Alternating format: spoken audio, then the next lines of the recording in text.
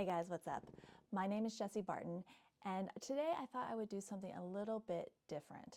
I know that I'm always wondering about the lives of all the YouTube creators that I follow, and I thought it would be cool to share a little bit about my story and why it is I do what I do. So I started working in fitness about 10 years ago, and this coincided with my journey into sobriety.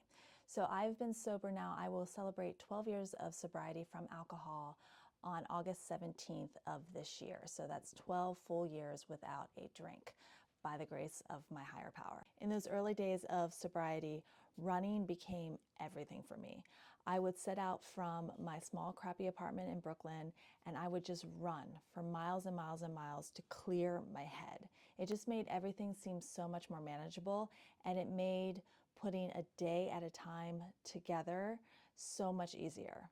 And as I learned to deal with sobriety one day at a time, the running really helped me to stay sober. It helped to keep me sane. It helped me build confidence when I had been completely devoid of confidence for years prior. And of course, along the way, I became physically stronger too, which of course makes you feel more competent. It makes you feel like you have control of your life. And this was at a time where I had spent the, previous decade feeling like I was out of control. So to have that sense of control and newfound autonomy and confidence, it just helped tremendously. And I know that I would not have been able to sustain my sobriety without those runs. And as I went along, the runs turned into some strength training, some kickboxing at the time. It was a great way to get out my aggression, and other forms of exercise that really helped me feel alive and strong and, again, confident and capable. Exercise for me is a huge part of my recovery. I had been struggling for a while with alcohol, and I knew that I needed to stop. I was not one of those people that was like, completely unaware that I had a problem. I knew that I had a problem, but I was not able to stop until it was really time for me to. And through the help of many, many people, and I'm going to break my own anonymity here, but through the help of AA, I was able to get and stay sober. Also around this same time, and one of the hugely motivating factors for me to actually take sobriety seriously was that I had gotten into grad school for psychology. And I knew that there was no way I would be able to make it through grad school if I was still drinking. So that was a hugely motivating factor for me to get and stay sober. And along those same lines, my favorite topic of research whilst in grad school was the impact that exercise had on certain mental health conditions like depression, like anxiety, that are so often commingled or comorbid with substance abuse disorders. So a lot of my research was really based around that.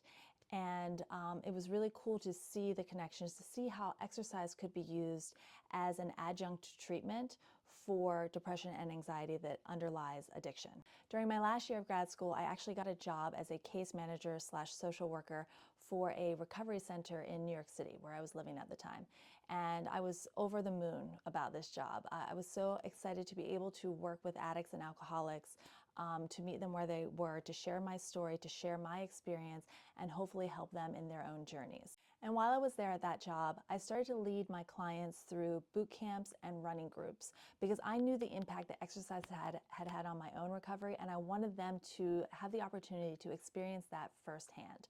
I would also take certain clients of mine on walk and talks. So instead of doing our weekly or bi-weekly check-ins across the desk from one another where it's sort of tight and everybody feels kind of tense, I decided to get them moving. And during these walk and talks, I discovered that people felt a lot more free to sort of open up about what was going on. And we would come to a lot of solutions during these walk and talks about how to stay sober, about things that we could implement in their lives that would help them in their continued recovery. And the same thing happened with the boot camps and the running groups that I was leading there as well. Afterwards, I would find these clients were so much happier. They had all those feel-good chemicals, the endorphins, the adrenaline, the dopamine, everything that made them feel good. That sort of high that they were chasing, they were now receiving through exercise versus actually picking up a drink or a drug or a substance.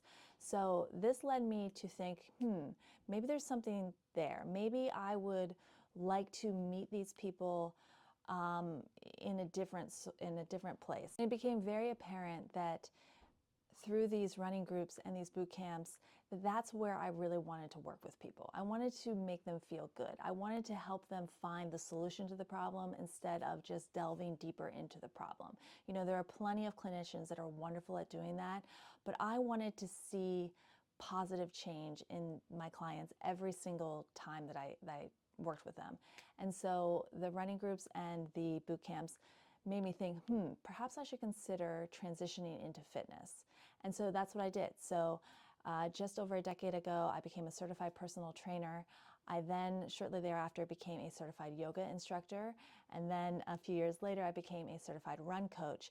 And, you know, I don't only work with addicts and alcoholics, although I do help that population as well. But my career greatly expanded from there.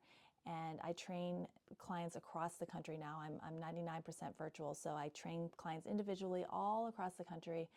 And I've also had the great fortune of being on a major fitness platform. So I've been able to turn something that really worked for me to help me become both mentally and physically healthier into something that can help many, many people across the country and even the world. Just recognizing how powerful these feel-good chemicals in our brain truly are. Those endorphins that you get from going on a run, or you know, the dopamine that you get from a heavy strength training session, that is the basis of feeling good as a human being. It makes everything seem so much more manageable. It completely changed my life, not only in terms of helping me to get sober, but also allowing me to help other people too, and help other people see that there is a way out, and that exercise can definitely be one of the modalities that you lean into to help get yourself sober and stay sober. I wouldn't be where I am today without the help of many, many people. So I take it very seriously that it's my responsibility to help those that I can along the way as well. I need to give back what has been given so freely to me, right? So, you know, if you or somebody you know are struggling, know that you're not alone.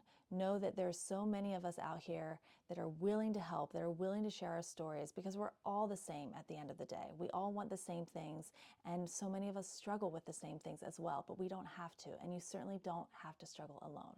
So if you are struggling, or if you know somebody who's struggling, please reach out. And if I can't help you, I am more than happy to connect you with somebody that can. If you have found this video at all helpful today, please please share with those that might be struggling. Please do subscribe as well. I am dropping 10-minute workouts absolutely every single day in a variety of modalities, because we're all busy. We all have a lot of stuff going on, but we all deserve to feel good. Sometimes 10 minutes is all you have, but sometimes 10 minutes is all you need.